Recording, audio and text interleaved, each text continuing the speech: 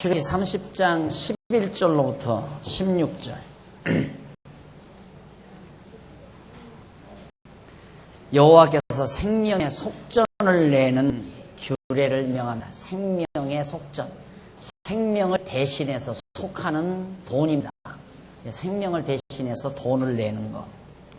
여호와께서 모세에게 가라사대 네가 이스라엘 자손의 수요를 따라 조사할 때에 조사받은 각 사람은 그 생명의 속전을 여호와께 드릴지니 이는 그 계수할 때에 그 중에 온역이 없게 하려 함이라. 무릇 계수 중에 드는 자마다 성소의 세겔대로 반 세겔을 일지니 한 세겔은 20개라. 그 반 세겔을 여호와께 드릴지며 무릇 계수 중에 드는 자 곧 20세 이상 된 자가 여호와께 드리되 너희의 생명을 속하기 위하여 여호와께 드릴 때에 부자라고 반 세겔에서 더 내지 말고 가난한 자라고 덜 내지 말며 너는 이스라엘 자손에게 속전을 취하여 회막의 봉사에 쓰라. 이것이 여호와 앞에서 이스라엘 자손의 기념이 되어서 너희의 생명을 속하리라. 질병, 그러니까 이스라엘 백성들이 그 온역, 여러 무서운 질병이죠. 유행병. 온역에 걸려 죽지 않도록 하게 하기 위해서 하나님께서는 생명의 속전, 20세 이상 된 자는 한 세겔이 아니라 반 세겔씩 꼭 내게 있습니다. 돈 많은 자라고 더 내고 가난하다고 해서 덜 내고 아니고 그냥 반 세겔씩 정해서 딱 내고 그렇게 해서 이제 생명을 속하고 이것도 역시 대속에 대한 모형적 사건이죠. 예수 그리스도가 우리의 생명을 속하여 주실 것에 대한 그런 하나의 모형적 예표입니다. 그러니까 전부가 다 이 모든 규례들은 그리스도, 예수 그리스도를 언약하는 언약의 말씀으로. 그래서 구약 성경은 오실 메시아를 언약하시는 거다. 그런 얘기예요. 그러니까 생명의 속전을 통해서도 장차 우리의 생명을 속해 주실, 죄에서 속해 주실 예수 그리스도가 이 땅에 오실 것을 언약해 주시는 말씀으로 우리가 받게 되는 거죠. 그러니까 구약에서는 그런 유치한 모형적 사건을 통하여 예수를, 메시아를 이 땅에 보내겠다 하는 걸 약속해 주신 말씀입니다. 그러니까 구약 이 창세기부터 말라기서까지는 그냥 예수를 그리스도로 믿으면 끝나는 거예요. 얼마나 간단해요. 구약의 모든 말씀은 예수를 그리스도로, 예수가 구약에서 언약한 메시아이심을 확실히 깨달아 믿으면 그것으로 구약 성경은 완료됩니다. 그걸로 구약의 모든 지식은 총체적으로 정리가 된 것이다. 그럼 지금 우리가 계속해서 출애굽기를 배우는 이유는 정말 예수가 그리스도이신가 그걸 확인하기 위해서 배우는 거예요. 구약 어디를 보든지 예수 그리스도를 계시하는 것으로 우리에게 말씀하고 있잖아요.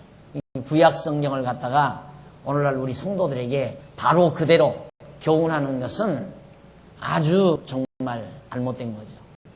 구약의 모든 말씀은 그리스도로 투영해서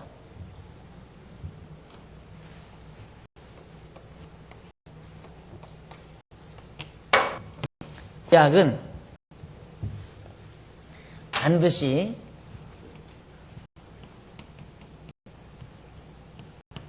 신약을 통해서 이렇게 신약을 통해서 나에게 오늘 우리 성도들에게 이렇게 와 닿아야 돼요. 신약을 없애버리고 신약 성경을 없애버리고 구약을 직접 갖다가 성도들이 뒤집어 씌우면 그건 무거운 짐이 돼요. 한없이 무거운 짐. 이 율법을 그대로 신약 즉 예수 그리스도. 신약은 뭡니까? 예수가 그리스도이심을 증거하는 거 아니에요. 그러니까 구약 성경은 전부 예수 그리스도를 통해서 우리 성도들에게 소개가 돼야 된다. 그래야 쉽고 가벼운 거죠. 그래야 정죄가 안 되는 거고 우리가 생명을 얻는 확신을 가지는 거지, 구약을 직접 우리 성도들이 갖다 뒤집어 씌워 놓으면 성도들은 무거운 짐이 되고 완전히 멸망의 자식이 되고 스러워지고 억압을 당하게 되고 그렇게 되는 거란 말입니다. 너무 간단한 거예요. 그래서 신약 성경에 계시된 예수 그리스도를 우리가 구약을 통해서 확실하게 확인하기 위한 작업이 바로 이 공부입니다. 547페이지 30장 7절로부터 21절에 보면 여호와께서 노스로 물두멍 다 지웠네요.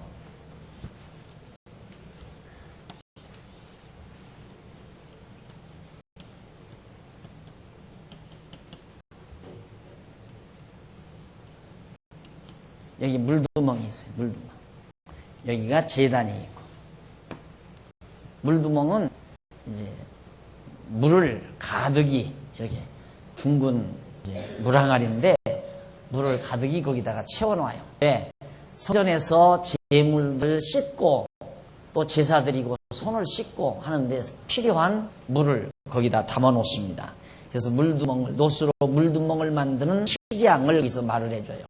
그것도 크게 마음대로 자기 마음대로 못 만들죠. 여호와께서 모세에게 일러 가라사대 너는 물두멍을 노스로 만들어 씻게 하되 그것을 햇과 단 사이에 두고 그 속에 물을 담으라. 아론과 그 아들들이 그 두멍에서 수족을 씻되 그들이 회막에 들어갈 때에 물로 씻어 죽기를 면할 것이요 안에 가까이 가서 그 직분을 행하여 화제를 여호와 앞에 살을 내도 그리할지니라. 이와 같이 그들이 그 수족을 씻어 죽기를 면할지니 이는 그와 그 자손이 대로 영원히 지킬 규례라. 여기서 발과 손을 수족을 씻어서 죽기를 면해라. 세상에 물에다가 손하고 발을 씻었다고 해서 죽음을 면합니까? 그래서 그게 아까도 말씀드린 대로 이런 모형은 유치할 수밖에 없다. 이건 바로 우리가 영원히 그리스도 안에서 씻음을 당한 그리스도의 피로 정결케 됨을 당하실 것에 대한 하나의 모형이기도 합니다. 그래서 후일에 예수 그리스도께서 택한 성도의 죄와 허물을 깨끗이 씻어주어 여호와 하나님을 섬기게 하실 것에 대한 예표가 바로 물두멍에 대한 중요한 진리입니다. 그 다음 30장 22절로 33절 여호와께서 관유를 만들어 사용한 규례, 관유, 기름을 만드는 거예요. 기름.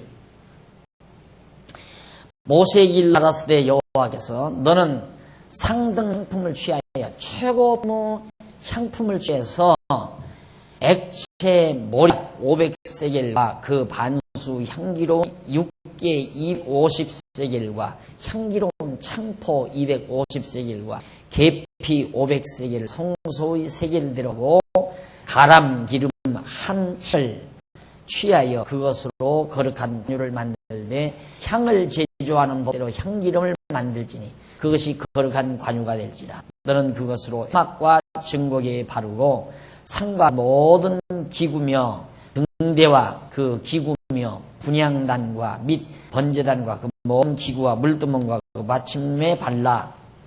여하튼 이 모든 이 안의 모든 기구들에게 향기름, 아주 향이 가득한 기름을 만들어서 그 기름으로 전부 다 바르라 이 말이에요.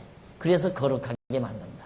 세상에 이 탁에다가 기름으로 발랐다고 해서 거룩해지고 안 발랐다고 해서 추해진다면 그것도 우순간이 유치하고 그것도 하나의 모형이다 그 말입니다. 모형. 그래서 우리가 바로 기름은 성령을 상징한다고 그러잖아요. 성령. 성령의 능력으로 모두 거룩해지실 것에 대한 하나의 모형적 사건임을 우리에게 잘 보여주고 있습니다. 그래서 이제 30절 너는 아론과 그 아들에게 기름을 발라 아론과 아들들에게도 기름을 발라 그들을 거룩하게 하고 그들로 제사장 직분을 행하게 하고 이스라엘 자손에게 하여 이르기를 이것은 너희 대대로 내게 거룩한 관유니 사람 몸에 붙지 말며 이 방법대로 이와 같은 것을 만들지 말라. 이는 거룩하니 너희는 거룩히 여기라. 무릇 이와 같은 것을 만드는 자나 무릇 이것을 타인에게 붓는 자는 그 백성 중에서 끊쳐지리라 하라. 그 길을 함부로 아무나 만들지 말고 그 기름을 아무에게나 사용하지 말라 하는 얘기입니다.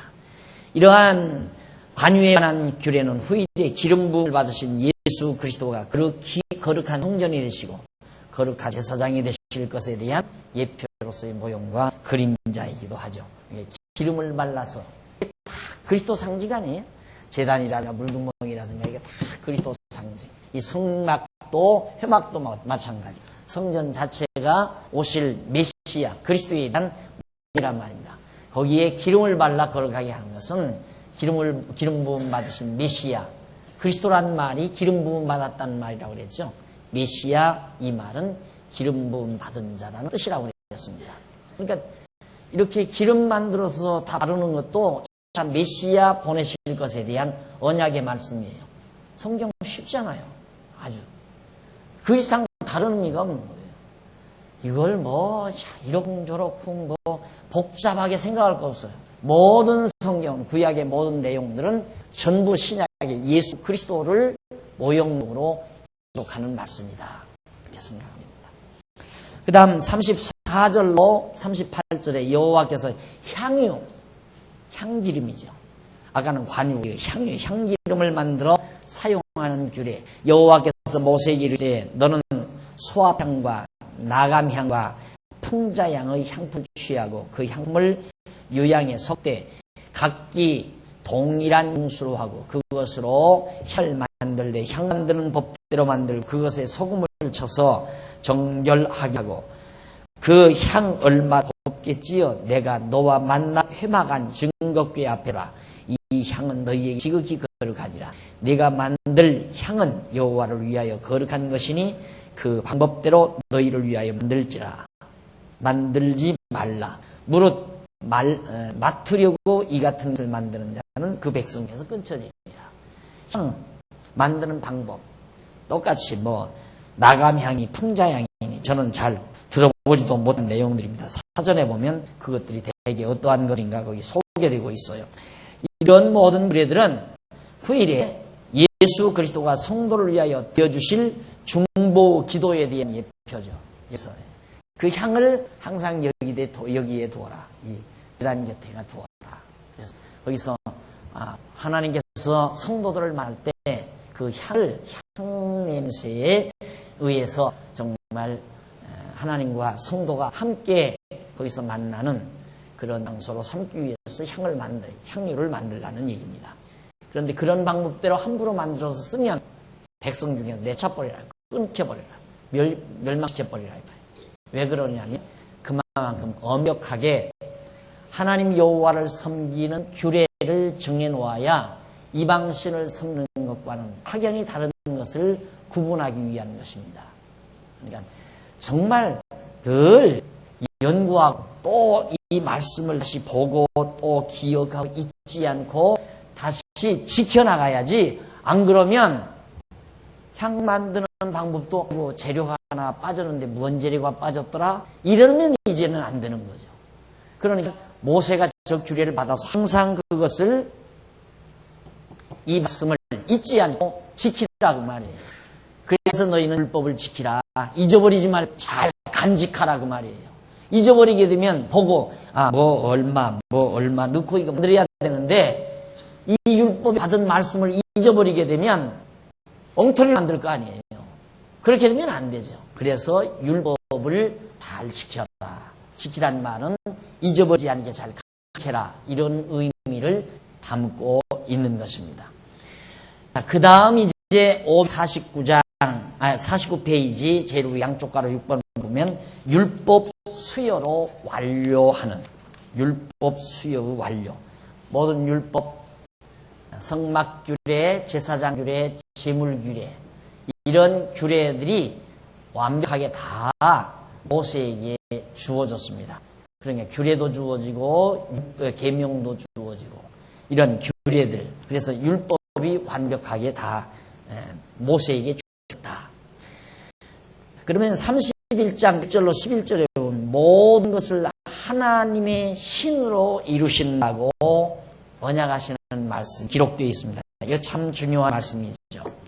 여호와께서 모세에게 일러 가라사대 내가 유다 지파 후루 손자요 우리의 아들인 부사레를 지명하여 부르고 하나님의 신을 그에게 충만하게 하여 지혜와 총명과 지식과 여러 가지 재주로 공교한 일을 연구하여 금과 은과 노수로 만들게 하며 보석을 깎아 물며 나무를 새겨서 여러 가지 일을 하게 하고 내가 또 단지파 아히사막의 아들 오홀리압을 세워 그와 함께하게 하며 무릇 지혜로운 마음이 있는 자에게 내가 지혜를 주어 그들로 내가 네게 명한 것을 다 만들게 할지니 곧 회막과 증거궤와 그 위의 속죄제와 회막의 모든 기구와 상과 그 가구와 그 기구와 정금 등대와 모든 기구와 분향단과 번제단과 그 모든 기구와 물두멍과 그 받침과 제사직을 행할 때 입는 공교의 단 의복 곧 제사장 아론의 행리와 그 아들들의 옷과 환유와 성소의 향기로운 향이라. 물론 내가 내게 명한 대로 그들이 만들지니라. 자, 모세에게 지금까지는 모든 규례를 명해놓고 모세가 얼마나 걱정하겠어요? 안 그래요? 이걸 어떻게 다 이렇게 만드나? 이렇게 걱정하는 모세에게 하나님께서 걱정하지 말라 이 말이에요. 내가 하나님께서 당신의 신으로 당신의 신을 지혜로운 바로 부사렐과 오홀리압이라는 사람이 있는데 그 사람에게 지혜와 총명과 명철과 재주를 주어서 그 모든 것들을 하자없이 다 만들게 해주겠다. 하나님이 다 만들게 하시겠다는 말이에요. 그러니까 사실 이 모든 율법도 이것도 인간의 노력으로 하는 것이 아니라 하나님이 이렇게 하라 해놓고 하게 하시는 하나님의 섭리. 이게 바로 31장 1절로 11절에서 우리에게 분명히 밝혀주고 있습니다. 하나님은 이렇게 하라 명령만 하고 잘하나 못하나 눈으로 보고 계시는 분이 아니라 하라고 명령하신 하나님이 할 수 있게 해주신다. 그 말이에요. 이것이 31장 1절로 11절에 있는 말씀인데 이거 역시 하나님께서 부사렐과 오홀리압을 불러 성령으로 충만하게 하여 550페이지 넘어가서 위에서부터 여섯째 줄 뒷부분에 보시면 중간쯤 여섯째 줄 중간쯤 보면 에베소 2장 20절 22절 나오죠. 하나님께서 부사렐과 오홀리압을 불러 성령으로 충만하게 하여 제목을 깎고 다듬어 정금으로 싸서 성막과 성구들을 만들도록 하시는 것처럼 오순절에 성령이 강림하셔서 택한 백성을 불러 거듭나게 하시고 그리스도의 의의 영광을 덧입혀서 새 사람이 되게 하여 거룩한 성전 곧 하나님의 거하실 처소인 그리스도의 몸된 교회로 지어져 가게 하실 것에 대한 모형과 그림자적 사건이다. 그 말이에요. 그러니까 이런 성막규례 그리고 제사규례, 제사장규례 이런 모든 규례들이 뭘 뜻하는가? 이런 것들을 누가 하나님께서 당신의 신으로 오홀리압과 부사렐을 통하여 이 모든 걸 다 이루게 하겠다는 것처럼 오늘 신약교회가 성전 아니에요? 교회가 이 예배당이 성전이 아니라 우리 성도들의 집합체가 이게 교회란 말이에요. 성전이란 말입니다. 그러면 지금의 이 성전을 어떻게 지으려고 그러는가? 오순절에 강림하신 성령이 우리 성도들로 하여금 진리를 깨닫게 하고 그리고 거듭나고 중생케 해서 주님의 몸 된 성전으로 지어져 가게 하실 것에 대한 모형과 그림자라는 말이에요. 그러니까 오늘 우리는 저런 모든 작업을 우리가 하지 않아도 되는 것은 성령이 오셔서 지금 성전을 지어잖아요. 하나하나 다 지어져 간다고. 그러니까 정말 하나님의 귀한 진리의 말씀 성령에 의해서 깨닫게만 하면 성전은 바르게 지어져 가는 거예요. 그런데 그렇게 하나님의 말씀을 듣고 깨달았는데도 성전이 안 된다. 그런 법은 없어요. 깨달으면 반드시 성전으로 지어져 가요. 성전은 허는 일이 없다 이 말이에요.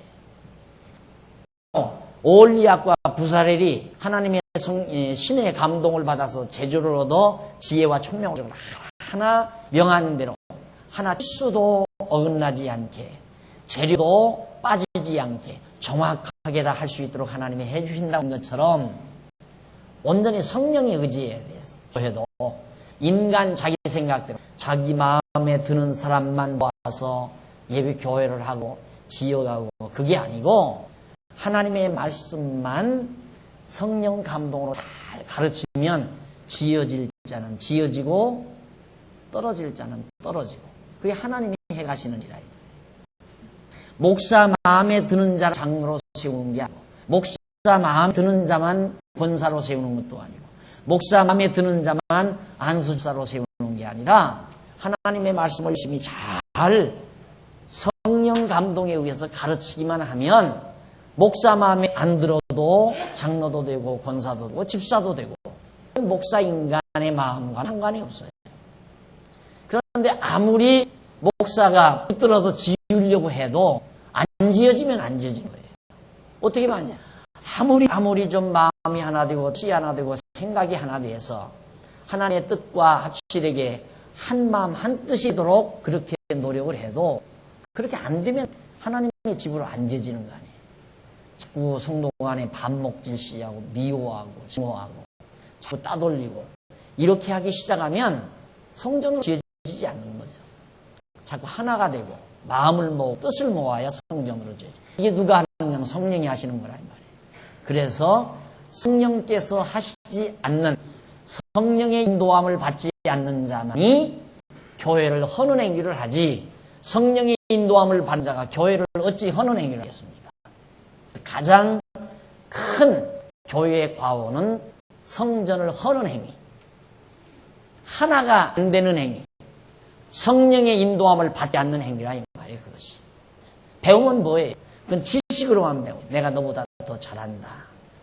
제일로 교회에서 가장 문제가 될 때가 언제냐면 지식이 좀 높아질 때. 자꾸 제가 가르치잖아요. 이렇게 가르치면 야 나도 알겠다. 어떤 분은 로마서 하나 배워놓고 다 안다 이거예요. 다 안다. 이게 다 알겠더라. 이래가지고 나가서 율법이 뭐 안식일이 뭐고 실조가 뭐고 떠들어지면서 난리 쳤던 때가 과거에 있었어요. 그런 사람이 교회를 헐어요. 소위 말해서 하나님의 말씀을 지식으로 받는 사람. 그런데 어느 정도 돼? 하나님의 말씀을 양식으로 받아야 돼요. 자기 영혼의 양식으로. 그렇게 되면 이제 속사람이 자라나게 되는 거죠. 속사람이 자라나게 되니까 성령의 열매를 맺는 것이 된다 이 말입니다. 사랑과 희락과 화평과 자비와 양선과 이런 성령의 열매. 그게 맺어 교회가 이루어지거든요. 그래서 교회는 똑똑한 사람은 골치 아픈 사람이야. 아주 똑똑한 사람은 진짜 골치 아픈 사람. 잘난 척하는 사람, 똑똑한 사람. 교회는 누가 성숙된 자냐? 자꾸 이해하고 덮어주고 사랑으로 감싸고 기다리고 참고 인내하고 이게 바로 지혜자예요. 이런 자들이 교회를 세운다. 그러니까 부사렐과 오홀리압도 지혜를 주어서 하나님께서 지혜와 제조를 주어서 모든 일을 하도록 하나님이 하시겠다 하는 얘기입니다. 오늘날 교회도 성령께서 오셔서 지혜로 말미암아 교회를 지키게 만든다. 솔로몬도 그랬잖아요. 지혜는 일곱 기둥을 다듬고 집을 세우는 자라고 그랬어요. 일곱 기둥을 다듬어서 집을 세우는 자. 기둥을 잘 다듬어서 세우는 자가 지혜자다. 교회를 허는 자는 미련한 자이고 교회를 세우는 자는 지혜자다 이 말이죠. 쉽게 말하면. 지혜가 집을 세운다. 그 다음 이제 31장 12절로 17절로 보면 여호와께서 안식일을 거룩하게 지키라고 말씀하죠. 안식일을 지키라. 여호와께서 모세에게 일러 가라사대 너는 이스라엘 자손에게 고하여 이르기를 너는 나의 안식일을 지키라. 이는 나와 너희 사이에 너희 대대의 표정이니 나는 너희를 거룩하게 하는 여호와인 줄 너희로 알게 함이라. 그러니까 안식일의 목적이 뭔가? 하나님을 여호와로 알게 하려는 데 있다. 안식일의 목적이 하나님을 여호와로 알게 하려는 데 있다. 너희는 안식일을 지킬지니 이는 너희에게 성일이 됨이라. 무릇 그날에 일하는 자는 그 백성 중에서 그 생명이 끊겨지라. 엿새 동안은 할 것이나 제7일은 큰 안식일이니 여호와께 거룩한 것이라. 무릇 안식일에 일하는 자를 반드시 죽일지니라.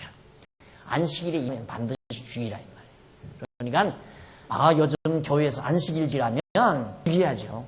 지난 주일날 안 나온 사람 오늘 이번 주일에 장로님들이나 권사님들이 입구에 섰다가 안 나온 사람이 오늘 나온다면 돌무대기 갖다가 딱 쌓았다가 돌로 그 자리에서 다 때려 죽여야 돼.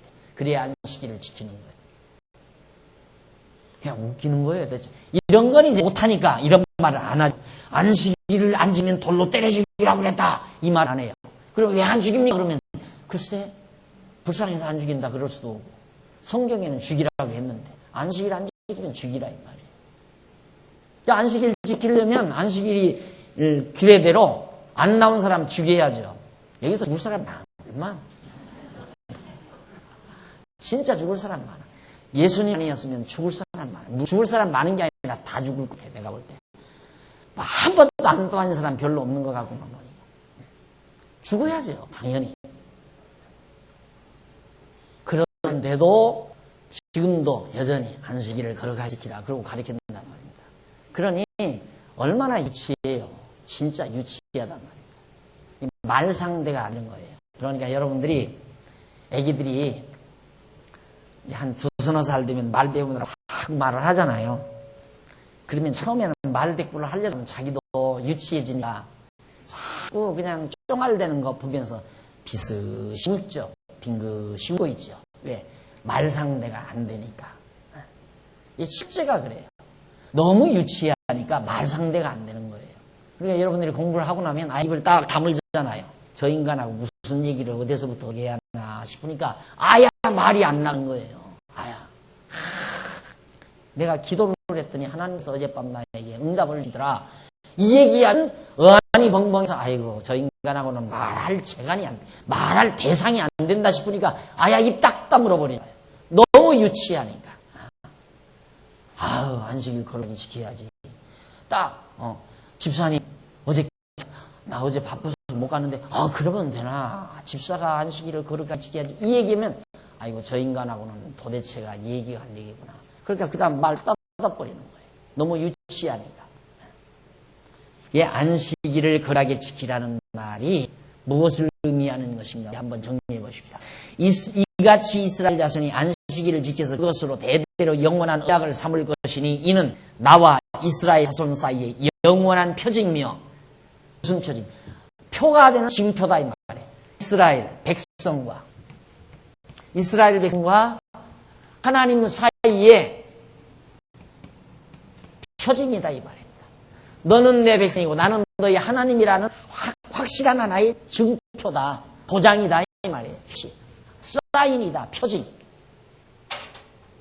뭘 보고 너희가 내 백성이고 나는 너희 하나님임을 뭘 보고 알겠는가? 안식일 지키는 걸 보니까 너희는 백성이로구나. 그거 하나의 표가 된다 그 말이에요. 그러면서 하는 말이 여호와가 엿새 동안에 천지를 창조하고 제7일에 쉬어 평안하였음이니라 하니라. 안식일에 편안히 너희 쉬는 거. 왜 그러냐면 이스라엘 백성들이 애굽에 살 때는 하루도 쉬는 날이 없잖아요. 종로로 살려니까. 그런데 애굽 땅 종이었던 집에서 하나님 여호와께서 이스라엘 백성을 인도하여서 가나안 땅 데려다 놓으니까 가나안 땅에 가서는 7일 날이면 편안히 쉰다 이 말이에요. 다른 백성은 하나도 쉬는 백성이 없었어요. 이스라엘 백성만 편안히 7일에 쉰다 이 말이에요. 그것이 뭐냐? 너희는 내 백성이고 하나님은 이스라엘의 하나님이 된다는 하나의 표징이었다. 그래서 하나님이 여호와이심을 알게 하는 것이 바로 안식일이었다 이 말이죠. 그럼 오늘날 우리는 뭘로 하나님이 여호와이심을 알게 된가? 예수 그리스도를 통해서 알게 되잖아요. 그래서 예수 그리스도가 십자가에 못 박혀 죽으심으로 말미암아 안식일이 토요일이거든요. 금요일날 예수님이 운명하시고 토요일 무덤에서 아무 일도 않고 쉬셨어요. 안식의 주인이죠. 그리고는 일요일 새벽에 부활하셨거든요. 그러니까 예수 그리스도께서 구약의 안식일을 완벽하게 숨도 안 쉬고 예수님은 쉬신 거예요. 그렇게 해서 부활하셨어요. 그래가지고 오늘 우리들로 하여금 육신의 안식이 아니라 심령의 안식을 주신 거란 말입니다. 수고하고 무거운 짐진 자들아 다 내게로 오라. 애굽에서 종노릇하며 무겁게 종노릇하며 살던 자들아 다 예수님에게로 와라. 율법에 무거운 짐지고 고통당하던 자들아 다 예수님에게 와라. 내가 너희를 편히 쉬게 하리라. 안식하게 하겠다. 편히 쉬게. 편이란 말은 편안한 자.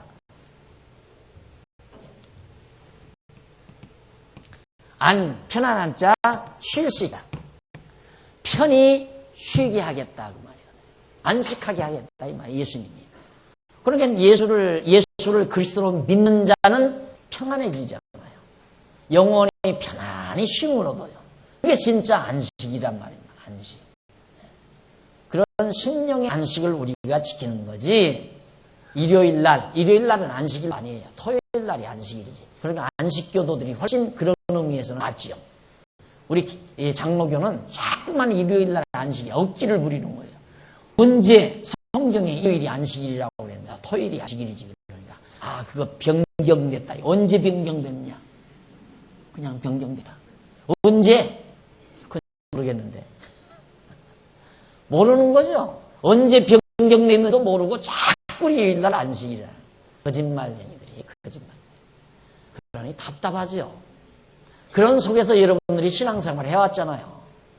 그런 속에서. 그런 속에서 신앙생활을 하시다가 와서 이렇게 깨닫고 보니까 편안했는데 그걸 좀 이제 알았다고 해서 그것 조금 알았다. 너 쉴날이 안식일인 줄 아니? 그거 안식일 아니야. 그러니까 당장 저거 2단 아마 가는가 보다. 그러니까 교회 가자고 해도 너 나가. 너는 2단 교회니까 너 나가. 그 전도가 안 되는 거야. 그 조금 알았을 때 아는 척 해가지고 그냥 지금까지 차라리 지혜롭게 가만히 있었으면 따복 쯤은 참고 기다리면 한마디 두마디 가르치다가 오면 너 그거 어디서 그렇게 배웠니? 장안종안교에서 배웠지. 그러면 너도 한번 가볼래? 한번 따라가보자. 그러면 따라왔을 거예요. 그런데 지금 아무리 가자고 해도 다 2단 나고 다 찍혀가지고 따라오나? 안 따라와. 죽어도 안 따라와. 똑똑한 척 해가지고 그래요. 그거 안식일을 11조를 그것 좀 알아가지고.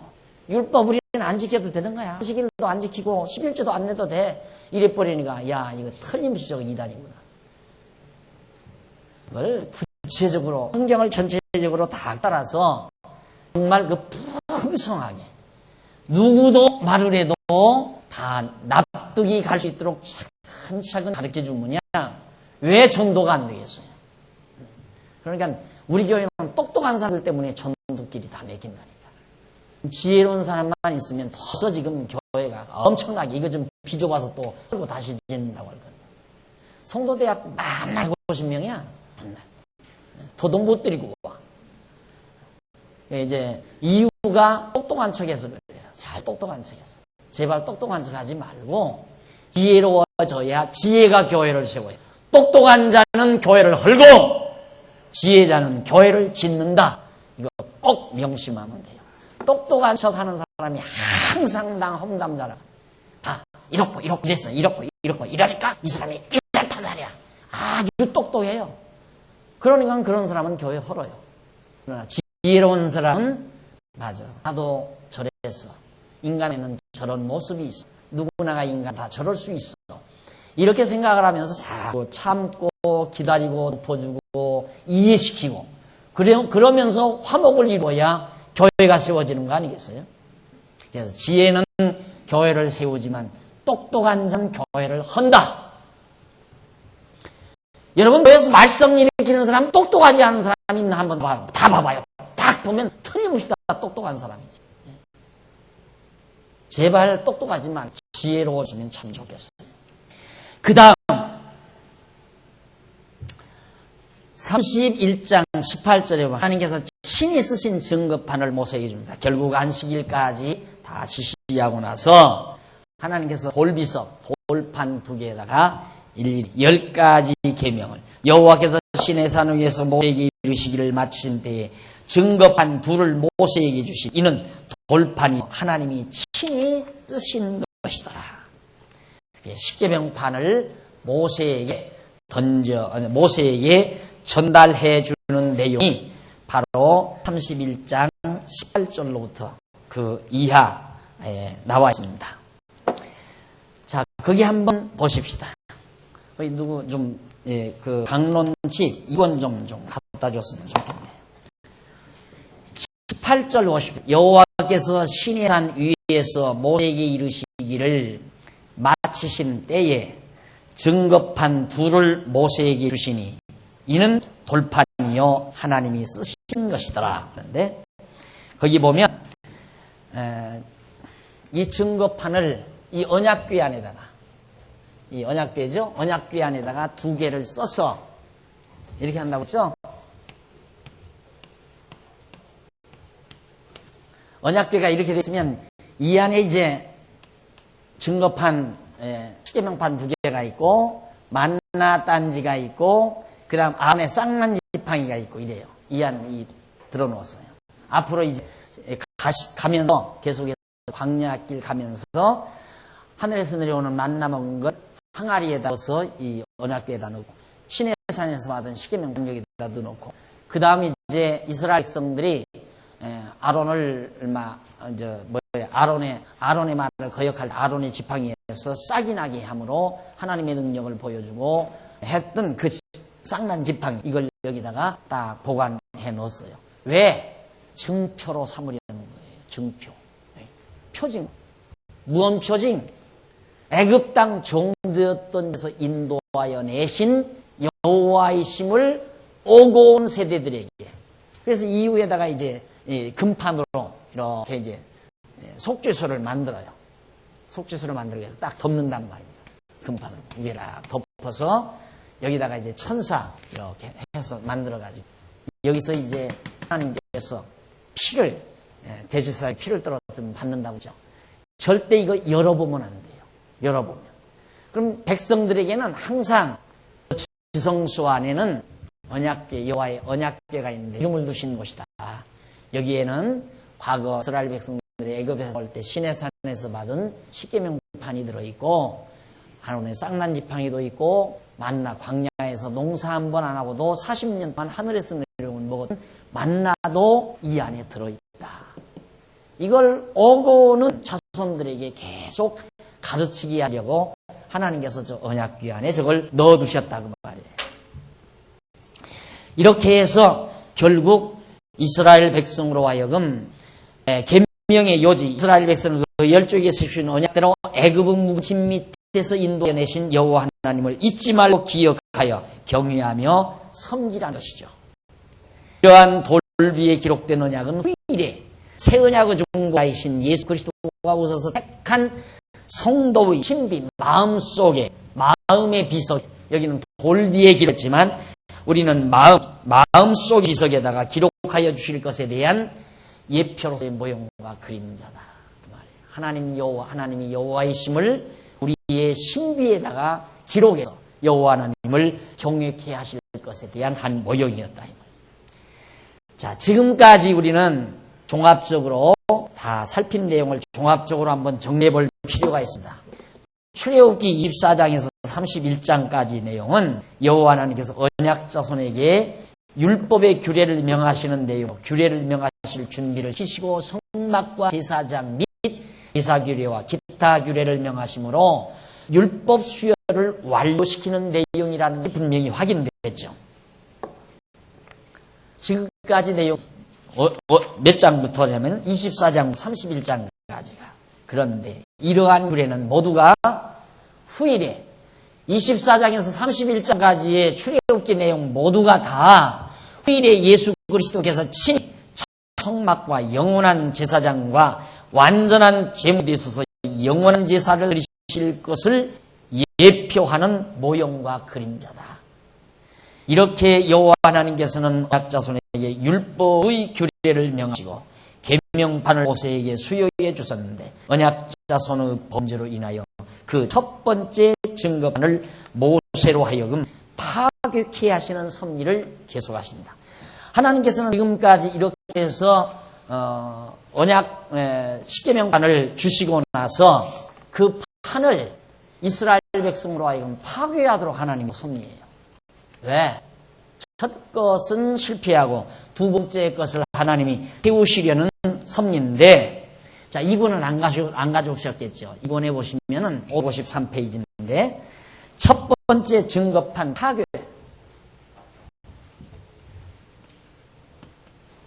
5번이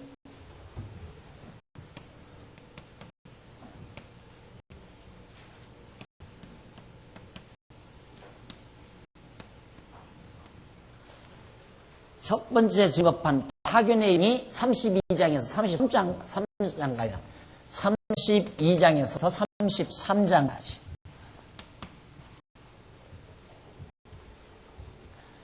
어떻게 해서 파괴되는 건 여러분 잘 아시죠? 이스라엘 백성들이 금송아지 성에서 파괴되잖아요. 근데 그 파괴 내용이 나오는데, 우선 증거판 파괴와 진노가 32장 1절로 29절. 증거판 파괴와 진노.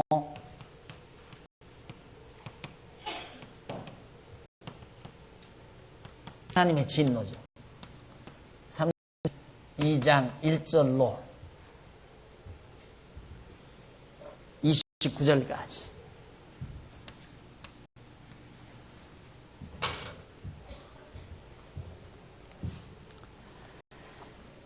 거기 32장 1절로 6보면 성경 보세요. 교재 없으면. 백성의 요구에 따라서 아론이 금으로 송아지를 만들어요. 결국. 백성이.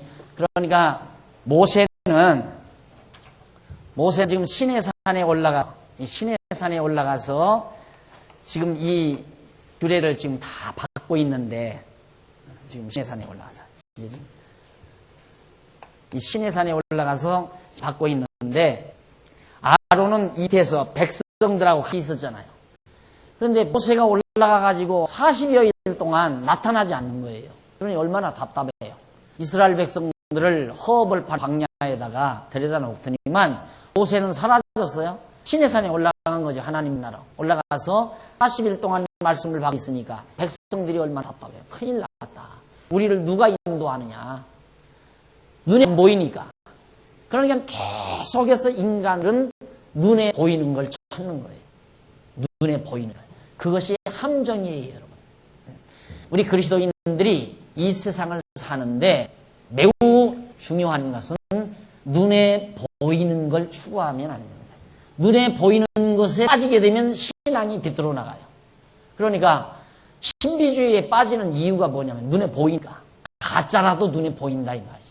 안전바위가 일어난 거 보여요. 병자가 일어나는 게 보이고, 병이 낫는 게 보이고, 벌벌 떠는 게 보이고, 방을 하는 게 보이고, 눈으로 보이니까, 그러니까 사람들이 아주 쉽게 빠져들어간다 이 말이에요. 그러니까 갑작스런 기간 내에, 아주 짧은 기간 내에 수천 명, 수만 명을 걸어 모을 수 있는 이유가 인간들이 모두가 다 눈에 보이는 걸 찾으니까. 눈에 보이는 모세가 안 보이니까 얼마나 답답해요. 하나님은 아예 안 보이고. 그러니까 백성들이 아론에게 막 원망을 하는 거예요. 자, 읽어보십시다. 1절, 백성이 모세가 산에서 내려오미 더딤을 보고 모여 아론에게 이르러 가로되 떠나라. 이를 인도할 신을 우리를 위하여 만들라. 이 모세 곧 우리를 애굽 땅에서 인도하여 낸 사람은 어찌 되었는지 알지 못하니라. 아론이 그들에게 이르되 너희 아내와 자녀와 자녀의 귀의 너희 아내와 자녀의 귀의 금고리를 빼어 내게로 가져오라. 모든 백성이 그 귀에서 금고리를 빼어 아론에게로 가져오매 아론이 그들의 손에서 그 고리를 받아 부어서 각도로 새겨 송아지 형상을 만드니 그들이 말하되 이스라엘아 이는 너희를 애굽 땅에서 인도하여 낸 너희 신으로 너희 신이로다 하는지라. 아론이 보고 그 앞에 단을 쌓고 이에 공포하여 가로되 내일은 여호와의 질이라 하니 이튿날에 그들이 일찍 일어나 번제를 드리며 화목을 드리고 앉아서 먹고 마시며 일어나 뛰놀더라. 자, 백성들이 이 허벌판 시내산 언저리에 와서 허벌판에 앉아 모여 있었는데 모세도 안 보이고 하나님 뭐 아예 눈에 보이지도 않고. 그러니까 이제 이들은 애굽에서 이 애굽에 살면서 우상 섬기는 걸 잘 익숙하게 배워왔잖아요. 이스라엘 백성들이 애굽에 살면서 홍해바다를 건너서 지금 시내산에 왔단 말입니다. 그러니까 허전하지요. 얼마나 허전하겠어요. 그러니까 사람들이 예수를 믿는 사람들이 처음 예수 믿기로 작정하고 교회에 나와도 좀처럼 제사를 피하지 못해요. 왜? 너무 허전하니까. 그래서 한동안 교회 다니면서도 제사를 드리죠. 제사를 드리다가 경지에 가서 이 제사를 피해버리지만 이스라엘 백성도 마찬가지란 말입니다. 애굽에 살면서 애굽신을 섬기면서 살아왔는데 갑자기 모세가 와가지고 데려다가 지금 신의 광야에다 앉혀놨는데 모여놨는데 모세가 없어졌다 이 말이에요. 그러니까 아우성이에요. 야, 우리를 인도하 신을 만들자. 자기들을 애굽 땅에서 인도한 신은 하나님 여호와신데 자기들의 손으로 만들자 이 말이에요. 그러니까 모세의 동생 아론이 견디다 못해서 야, 그러면 너희들 다 금붙이를 가져오라. 그러니까 귀고리를 다 빼왔어요. 그만 백성이 귀고리를 다 빼놓고 보니 상당한 수가 된다 이 말이죠. 그걸 부어서 각도로, 그러면 조각하는 칼로 송아지 형상을 잘 만든단 말입니다. 금을 새겨가지고. 금이 연하니까 칼로 잘 파지잖아요. 그렇게 해서 송아지를 만들어 놓은 절기에 거기다가 번제도 드리고 혹제도 드리고 제사를 거기에다 드렸다 그 말이에요. 그러니 하나님께서는 지금 십계명판에다가 나 위에 다른 신을 섬기지 말라. 그리고 아무 형상이든지 만들지 말라라고 하나님께서 십계명에 말씀했는데 모세는 지금 시내산 올라가서 그걸 하나님께로 받고 있는데 백성은 밑에서 우상 만들어서 섬기고 있다 이 말이죠. 자, 그러면 여기에서 있을 때까지가 여기서 여기 오는 동안 한 2년이 채 안 있어요. 1년 남짓한 세월. 그러면 1년 전에 애굽 땅에서 10가지 재앙을 내린 것이 생생하게 다 백성들에게 기억나고 있을 거예요. 그렇죠? 그 다음 홍해바다가 갈라져서 여호와 하나님의 능력이 갈라져서 홍해바다를 걷는 일도 아직도 1년 전 일이니까 여러분 생각해 보십시오. 우리 예배당 짓고 이사 온 지가 지금 2년이 넘었는데 생생하지 않아요. 짓는 때도 생생하고 이사 올 때도 생생하고. 그런데 그거 생생하단 말입니다. 그리고 오면서 원망하다가 또 쓴물이 단물이 되고 또 오아시스를 만나고 원망하다가 오아시스를 만나고 그러자 이제 시내산에 와서 머무면서 지금 1년 남짓한 세월이 흘렀는데 세상에 그동안에 여호와 하나님이 잊어버리느냐 이 말이에요. 모세 한 사람이 없다고 해서. 이게 인간이에요. 여러분들 이 말 들으면 야, 참 너무했다 이러죠. 야, 정말 너무했다. 그렇게 바볼까? 나 같으면 그러지는 않겠다.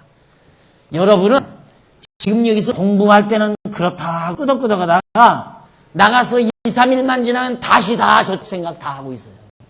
그렇죠? 이 사람들 1년 세월이나 지났지. 우리는 여기서 공부하고 하나 이틀 지나면 벌써 딴 생각 다 한다니까. 그래서 성도돼야 되는 거예요. 한 번 공부하면, 한 번 공부를 시작하면 잊어버리지 않고 그대로 여러분들이 양식을 삼아서 산다면 뭐하러 시간 낭비하고 여기 와서 공부를 하시겠어요.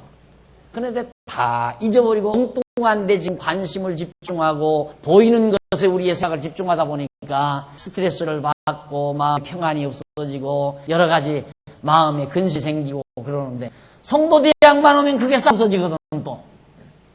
이게 없어졌다가 또 생겼다가 없어졌다가 또 생겼다가 얼마 만에? 일주일 만에. 이들은 1년 만에. 인간이 그만큼 보이는 것에 집착력이 강하다. 보이는 것에. 그래서 시각교육이라는 게 굉장히 중요합니다. 그래서 성경에도 본을 보여 가르치라 그 말이죠. 이론만으로 가르치지 말고 본을 보여서 가르치라. 그래서 가장 중요한 스승, 제1의 스승이 부모라고 그러잖아요. 부모는 인생의 제1의 스승이다. 왜? 부모가 하는 일을 보고 가장 예민한 어린 시절에 배워가니까. 보는 대로 배워요. 그래서 내가 항상 요즘 이번에 좀 뭐 10여 정도의 9, 10, 11, 12 제3여 정도 연합회에서 뭐 그리스도인의 결혼 생활을 주제로 세미나를 한다고 그래요. 그걸로 했으면 좋겠다고 한다고. 그런데 이제 한참 자제들 기르는 부서 아닙니까? 무조건 나와서 놀더라도, 나와서 말짓하고 놀더라도 데리고 나와서 보여주는 거. 가능하면 그저 어린아이들, 이 어른들을 이렇게 예배 드리는 것, 참, 저 창문 터는 이유가 왜 그런 거죠? 저기 앉아서 아이들에게 보여주는 거예요. 저것들이 알아들어요? 내가 설교하는 걸 아이들이 알아듣겠느냐, 이 말이에요. 못 알아들어도 눈으로 보는 그것으로 배운다, 그 말이에요. 그러니까 어린 시절 엄마가 품에 안고 교회 데리고 다니는 아이들과 어리다고 아예 안 데리고 다니는 아이는 전혀 다르게 아빠는 안 믿고 엄마는 믿는다 이 말이에요. 예를 들어서. 그런데 집에 있으면 아빠가 데리고 있잖아요. 아빠가 데리고 있으면 만날 담배 피면서 텔레비 보는 것만 보고 배우는 거죠. 그러니까 저도 볼펜자루 입에다 물 텔레비 보고 있는 거예요. 그런 게 그거니까. 그런데 엄마 따라서 교회 오면 기도하는 거 보여, 찬송 부르는 거 보이죠. 공부하는 모습 보이죠. 다 또 많은 성도들에게 한 번이라도 귀여움을 받죠. 이게 어린 시절에 엄청난 거란 말입니다. 엄청난 거. 그래서 보여주는 교육이 그렇게 강력하게 이미지를 바꿔놓는 것처럼 인간이 보이는 것에 그만큼 요동이 심해요. 보이는 것에. 그래서 우리 성도들은 보면 그 다음 생각해야 돼요. 보는 대로 행동하지 말고 본 다음에 보이지 않는 것을 생각하는. 자, 이 사람과 이 사람 사이에 갈등을 빚는 모습을 현재 보고 있어요. 근데 미련한 자는 본 그걸 그대로 판단해 버려요. 보이는 것 그 자체를 판단한다 이 말이에요. 네가 잘못했다 이 말이에요. 내가 보니까 네가 잘못했다. 그건 바보가 하는 일이에요. 지혜자는 이 사실을 본 다음에 이들은 왜 갈등을 빚을까? 둘 서로 하는 얘기가 나오는 현장에서 현재 되어진만 네가 그랬으니까 내가 그랬으니까 네가 그렇고 하고 다툰다 그 말이에요. 이건 눈으로 보이는 거예요. 그러나 지혜자는 눈으로 본 다음에 보이지 않는 면을 생각을 해야 돼요. 이들은 교회 안에서 어떤 자리에 있고 어떤 자리에 있고 이들 성격은 어떻고 이들 사이에 이런 갈등이 빚어진 근본 보이지 않는 요소가 무엇일까? 이런 것들을 종합적으로 모르면 아야 말을 하지 말라 그 말이에요. 판단할 자격이 없다 그 말이에요. 이 사람은 보이는 것만을 자꾸 판단하잖아요. 보이는 것만. 반드시 정확한 판단을 하려면 현재 나타난 상황에 대해서 보이는 것으로 판단하지 말고 그것이 되어지기까지의 3년, 때로는 5년, 때로는 10년 어간 동안 두 사람의 관계가 이어오면서 나타난 여러 가지 파장에 의해서 지금 현재가 된 거라고 말입니다. 그러니까 이것만 보고 판단했어야 되느냐 이 말이죠. 이 보이지 아니하는 걸 잘 살필 줄 아는 것이 그것이 지도자의 덕목입니다. 근데 자녀들 그래요. 부모가 자녀를 기를 때 생각을 깊이 하고 기르는 것은 저렇게 나타나는 현상만 보고 자꾸만 애를 책망하면 안 돼요. 아이가 자꾸 짜증을 부려요. 근데 너 왜 짜증을 부려? 당장 짜증 부리는 그 자체를 책망하면 부모 자격 없단 말입니다. 저는 왜 저렇게 짜증을 부릴까? 무슨 이유로 짜증을 부릴까? 걔는 지금 학교에서 왕따 당하고 있는 아이라 부모가 그거 할 게 뭐예요? 안 그래요? 학교에서 왕따 당하기 때문에 집에 와서 짜증 부리는 거란 말입니다. 학교에 왕따 당하는 건 부모에게 보이지를 않아요. 그걸 볼 줄 아는 부모가 속 깊은 부모라 그 말이에요. 이게 짜증 부리는 아이를 책망할 대상이 아니라 위로할 대상 아니에요? 위로해 주어야 될 대상. 이것이 부모의 덕목이듯이 지도자의 덕목도 마찬가지란 말입니다. 이 지혜로운 자는 절대 보이는 것 자체에 얼른 하지 빠져들지 않는다. 보이는 것, 이면에 보이지 않는 것을 깊이 생각하는 자가 지혜자다 이 말. 그건 안 보고 어떻게 한가? 안 보고 하는 방법, 자기를 생각하면 알아요.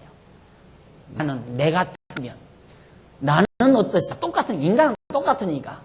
내 사정을 알면 상대방의 사정도 안 보는 부분까지라 다 알 수 있어요. 자기를 알면. 그러니까 자기를 정직히 알아야죠, 인간은. 자기를 정직히 모르면 자기를 위장하며 사는 사람은 지혜로운 사람이 아니에요. 자기를 정직하게 보고 사는 사람이 지혜로운 사람이죠. 자기를 알면 남도 아는 거니까. 목회자도 마찬가지. 목회자가 목회하는 거, 그래서 그렇게 목회자가 바로 목회자 덕목이 거기서 나오는 거란 말이야. 연보 안 내는 사람 책망 되겠어요? 왜? 나도 연보 내기 싫었던 사람이니까. 아니, 뭐 가치도 모르고, 의미도 모르고, 해야 될 어떤 분명한 상식도 없는데 무슨 연보가 나오겠어요? 안 하는 게 당연하죠. 그러니까 연보 안 하는 사람 책망할 필요 없단 말이에요. 그렇게 하더라. 뭐, 연구비 못 드리겠어요. 왜요? 그러니까 연마 요즘 통화 나요. 안 나면 안 주면 되지. 네, 그래. 요즘에 연보가 잘 안 나온대요. 야, 안 나면 안 주면 되지. 왜 그렇게 말할 수 있는가?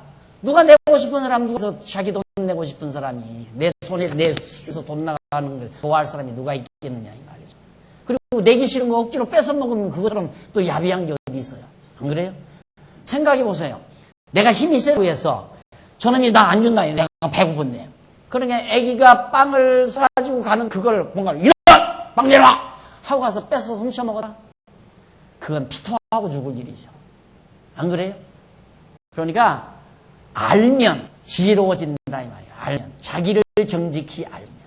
그래서 지도자의 덕목이나 부모의 덕목이나 또 목회자의 덕목이나 다 마찬가지예요.